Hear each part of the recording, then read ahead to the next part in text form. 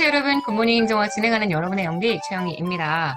자, 우리 버크로 진도 빼기 5장 내용 들어갑니다. 재무행정은 워낙 어려워하시는 파트죠. 그래서 이 부분을 하나씩 쭉 살펴보려고요. 제가 일부러 진도를 좀 길게 잡았습니다. 5장의 전체 챕터 4까지의 내용들을 정리하기 위해서 제가 무려 8일 동안, 우리 오늘 수요일인데요. 다음 주 수요일까지 계속 5장 내용으로 한번 복습을 진행해 보려고 합니다. 아마 여러분들이 5장 많이 어려워하시는 파트라고 저도 생각을 하고 있는데 이 8일 동안의 복습을 통해 전체적인 내용들을 한번 쭉 훑어본다고 생각하시고 공부하셨으면 좋겠어요. 자, 우리 5장의 오늘 제일 첫 번째 챕터 1은 예산의 본질 파트 중에 제가 전반부, 예산의 의의부터 예산의 원칙까지 한번 들어가 보려고 합니다. 기본서 내용 그대로 지금 순서대로 진행이 되고 있으니까 기본서 있는 분들은 참고해서 봐주시고요. 제 기본서 없으신 분들은 그냥 여기 있는 빈칸들을 채워가면서 정리해 주시면 됩니다. 자, 가볼게요. 1번입니다. 우리나라의 재정은 중앙정부의 재정은 국가재정, 지방정부의 재정은 지방재정입니다. 그래서 중앙정부의 재정과 지방정부의 재정으로 구분이 되고요. 이 재정 안에는 일반회계, 특별회계 이 두 가지는 예산이고요. 기금은 예산 외로 운영이 됩니다. 그래서 이렇게 일반회계, 특별회계, 기금으로 재정이 구성이 됩니다.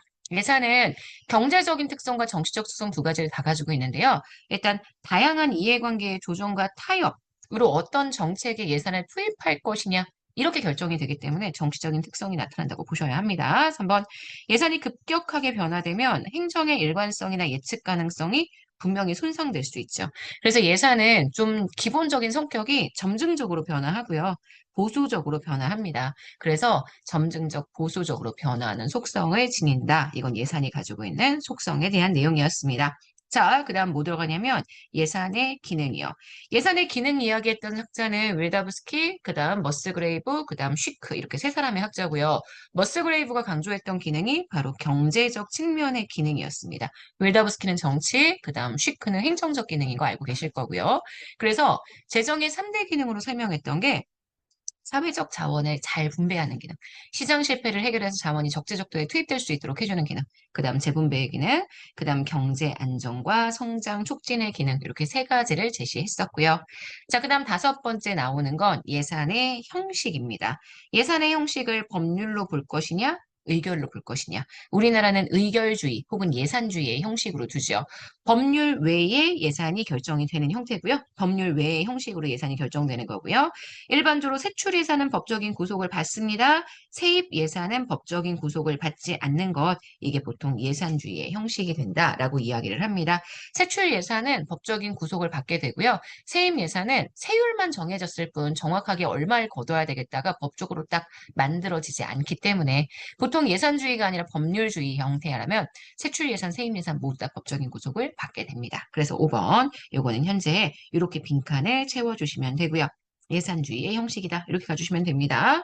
6번입니다. 세출 예산의 편성과 집행을 총괄하는 기관으로 예산 정책을 입안하고 각 부처의 사업을 평가 검토해서 국가의 예산안을 편성해서 예산이 성립된 이후에 이를 배정하고 집행하는 역할, 이걸 통제하는 역할을 담당하는 게 현재 우리나라의 기획재정부 중앙예산기관이 가지고 있는 특징입니다. 그래서 요거는 예산을 담당하는 기구에 관련된 내용으로 제가 정리를 했고요. 그 다음 7번부터가 우리가 이야기한 예산의 원칙입니다. 구전적 원칙과 현대적 원칙 있는 것 다들 알고 계시죠? 자, 예산의 구조와 과목은 단순해서요. 국회 및 국민이 이해하기 쉬워야 한다. 이 원칙이 명료성의 원칙입니다. 그래서 명료청의 명료성 원칙의 가장 대표적인 예외가 바로 총괄 예산, 총액 계상 예산이 되죠. 사업의 세부 내용을 확정하기 어려운 경우 총액으로만 예산을 계상하게 되면 이게 우리나라의 총액 계상 예산에 해당하게 될 거고요. 요거는 실제 명료성 원칙의 예외가 됩니다. 완전성 원칙에 의해 국가재정법에서는 딱 세 가지 두고 있죠. 수입대체경비, 전대차관, 현물출자. 그래서 완현차수라고 얘기했고요. 기금도 순계 예산도 국가재정법에 따로 명시가 되어 있지는 않지만 완전성 원칙의 예외로 볼 수 있습니다. 10번입니다. 특정한 세입이 특정한 세출과 연계되어서는 안 된다. 특정 세입이 특정 세출을 감당하게 만들면 안 된다. 모든 세입은 일단 하나의 국고에 통합되고 난 다음 그 다음 지출이 이루어져야 한다. 이게 통일성 원칙입니다. 그래서 제가 여러분한테 통일성 얘기할 때 통일성의 예외, 통목수 특기거든요.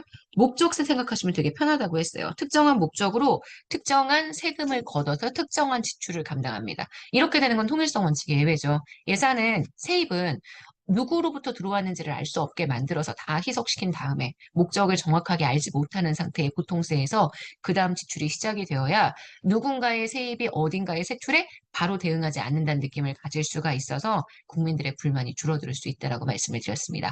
그래서 10번, 요건 현재 통일성의 원칙에 대한 얘기입니다. 11번입니다. 예산의 고전적 원칙은 통제지향의 원칙이지만 현대적 원칙은 신축성 지향의 원칙입니다. 예산의 모든 과정, 편성, 심의, 집행, 결산, 공식적 형식을 갖추고 있는 재정 보고, 업무 보고에 기초해야 한다는 게 보고의 원칙이고요. 이 원칙은 현대적 예산의 원칙에 해당합니다. 자, 그럼 요거에 관련된 문제 좀 풀어보도록 하겠습니다. 일단 예산에 대한 전제적인 예산의 형식에 대한 내용과 예산의 원칙에 대한 내용 두 가지 한번 풀어볼 거예요. 자, 우리나라 예산에 관한 설명입니다. 옳지 않은 설명. 1번. 예산은 정부만 제한권을 가지고 있고요. 국회는 제한권을 가지고 있지 않습니다. 우리나라 예산은 예산주의, 의결주의 형식이어서 정부만 제한권을 가지고 있습니다. 예산을 심의할 때 국회는 정부가 제출한 예산안 범위 내에서 동의를 받지 않아도 삭감은 가능합니다. 삭감이나 비목, 삭제는 가능하지만 동의 없이는 지출 예산의 각한 금액을 증액할 수는 없습니다. 증액이나 비목 설치에는 동의, 정부의 동의라는 제한이 걸린다. 이렇게 말씀드렸죠. 예산은 의결 형식이기 때문에 국민 모두가 아니라 국가기관만 구속해주게 되고요. 예산은 국회의 의결로 성립을 하지만 정부의 수입 지출의 권한, 별도의 법률로 규정을 해서 정부의 수입도 우리가 이야기하는 조세법률주의에 따라서 지출도 다양한 지출 관련된 법률을 통해 법률상으로 권한과 의무를 별도 규정하게 됩니다. 현재 우리나라의 예산은 의결주의이기 때문에 국회에서 의결된 예산에 대해 대통령이 법률안 거부권을 행사할 수는 없습니다. 대통령의 거부권은 법률안의 형식으로 나타날 때만 가능합니다. 그래서 5번은 X예요. 자, 2번입니다.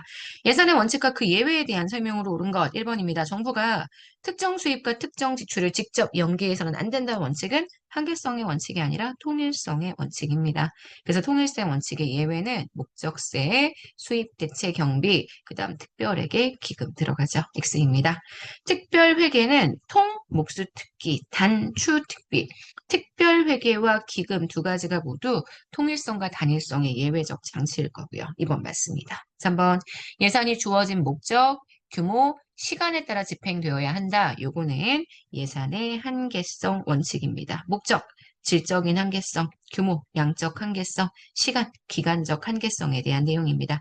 예산의 구조나 과목이 이해하기 쉽도록 단순해야 한다는 건 통일성이 아니라 명료성 원칙입니다. 예산의 원칙들, 예외들을 한번 쭉 정리한다는 느낌으로 2번 풀어주시면 좋을 것 같아요. 예산의 원칙은 이 전체지가 오늘 했었던 부분 중에 가장 빈출이니까 원칙에 관련된 기출문제들 꼼꼼하게 잘 봐주세요. 저희 기회북을 한번 먼저 보시는 것도 추천드립니다. 자, 여기까지 해서 우리 조금 천천히 진행을 해봤습니다. 예산 파트 총 8일 동안 일주일 조금 더해요. 다음 주 수요일까지 열심히 정리할 거니까 여러분 힘내서 따라와 주세요. 우리 내일 아침에 또 만날게요. 여러분 오늘 하루도 여러분 거예요. 여러분 안녕.